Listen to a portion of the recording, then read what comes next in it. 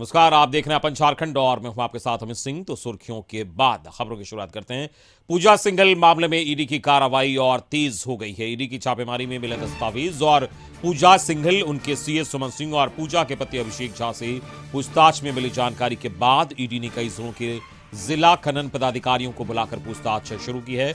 बुधवार को इस कड़ी में पाकुड़ के जिला खनन पदाधिकारी ईडी कार्यालय पहुंचे, जहां ईडी के अधिकारी उनसे पूछताछ की।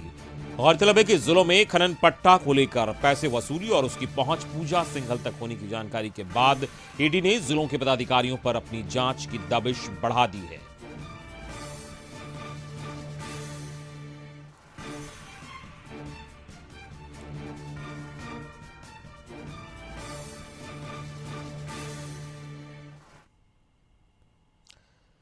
तो पूजा सिंघल मामले में ईडी की कार्रवाई और तेज हो गई है और इस मामले में लगातार पूछताछ जारी है और पूजा सिंघल से भी पूछताछ की जा रही है। और पूजा सिंघल मामले में ईडी की कार्रवाई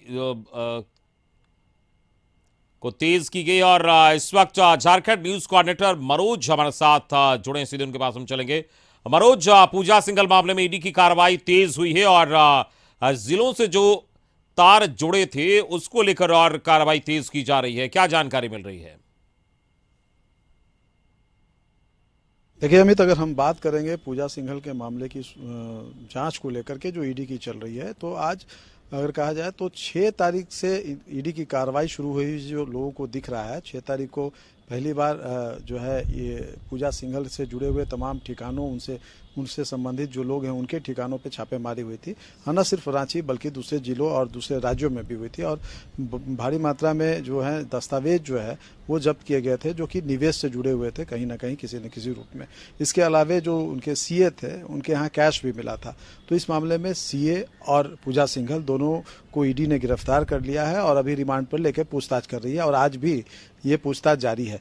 लेकिन इस पूछताछ में अगर हम बात करेंगे तो 6 तारीख के बाद से लगातार जो पूजा सिंघल के जो सीए हैं सुमन सिंह, उनसे ईडी लगातार रिमांड पर लेकर के पूछताछ कर रही है और उसमें कई महत्वपूर्ण तथ्य सामने आए हैं। और अगर हम बात करेंगे तो पिछले ये दूसरा रिमांड का अवधि है, जब 5 दिन और उसके बाद आज 4 दिन, तो दूसरे रिमांड में भी पूजा सिंघल से पूछताछ हो रही है। तो कई ऐसे चीज आए हैं जो जिलों से तार जोड़ रहे हैं। बात खनन पट्टा से जुड़ा हुआ है। बात अगर हम करेंगे तो जो जिले हैं वहाँ पे जो स्थानीय स्तर पे जो जिला खनन पदाधिकारी द्वारा पत्थर उत्खनन को लेकर के, कोयला को लेकर के या बाकी सारे बालू के उठाव को लेकर के, इस तरह जो सारी चीज़ों को लेकर के जो खनन पट्टा और जो दूसरे कागज जरूरी जो सरकारी कामकाज के जो कागजात होते हैं वो जो इशू किए जाते हैं, उसमें भी पूजा सिंघल एंड कंपनी की अगर हम बात करेंगे तो लेनदारी रही है। और ये बात का खुलासा इस बात को लेकर के हुआ है, जो बैंकों से जो जब्त कागजात किए गए थे उसमें इस बात को मिला था कि जिलों से पैसे जो है वो सीए के खाते में ट्रांसफर किए गए। तब उन्हीं सारी चीज़ों को लेकर के पूछताछ शुरू की गई है ईडी के द्वारा। इसमें पहले चरण में 3 जिलों पाकुड़, साहेबगंज और दुमका, इन तीनों जिलों के जो जिला खनन पदाधिकारी है उनको समन भेजा गया है। उसमें से 2 जिलों के जिला पदाधिकारी कल और आज जो पाकुड़ और दुमका है वो उनसे पूछताछ की गई है।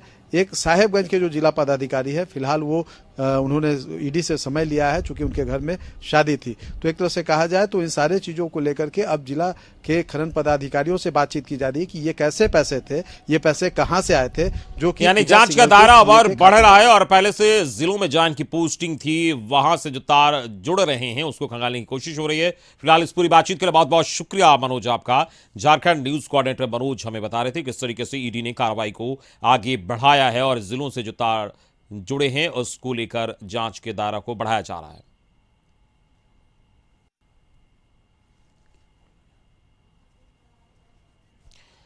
तो ईडी ने मामले में कार्रवाई तेज की और पूजा सिंघल से लगातार पूछताछ की जा रही है। और पूजा सिंघल इससे पहले जब डीसी के तौर पर जहां पोस्टेड थी और वहां पर जो जिला खनन पदाधिकारी वहां के हैं उनको भी बुलाकर पूछताछ उनसे की गई है। और इसी कड़ी में पाकुड़ के जिला खनन पदाधिकारी को बुलाया गया। इसके अलावा दुमका के भी जिला खनन पदाधिकारी से पूछताछ हुई है और भी जांच के को